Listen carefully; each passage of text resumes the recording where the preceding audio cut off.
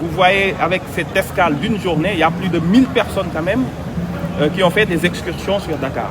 Ça nous oblige, au niveau du ministère du Tourisme, à repenser notre stratégie et dans les perspectives du développement du port qui va certainement déménager vers Ndayane et une requalification de ce port, nous pensons que le tourisme de croisière demain sera l'un des piliers du développement touristique. C'est quelque chose d'essentiel. Le port est en train de s'adapter très vite pour nous permettre d'accueillir encore davantage de passagers. Ça nous oblige à une nouvelle offre touristique pour ces touristes particuliers puisqu'ils ne restent pas trop longtemps à Dakar. Donc ils doivent voir l'essentiel du meilleur de ce qui se fait dans la culture, dans l'artisanat. Notre collaboration avec le port est essentielle si on veut développer ce tourisme de croisière.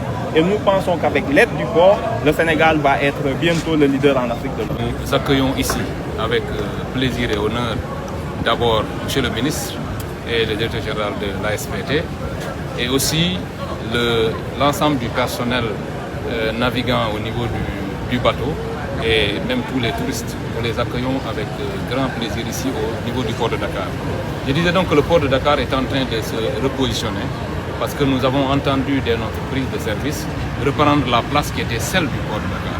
Et aujourd'hui, si vous voyez qu'un navire, un paquebot de cette nature part de l'Afrique du Sud, fait la Namibie et ne passe en Afrique de l'Ouest qu'au niveau du Sénégal avant de rallier l'Espagne. Cela veut dire quelque chose. Ça veut dire que le port de Dakar est en train de revenir à sa place d'antan.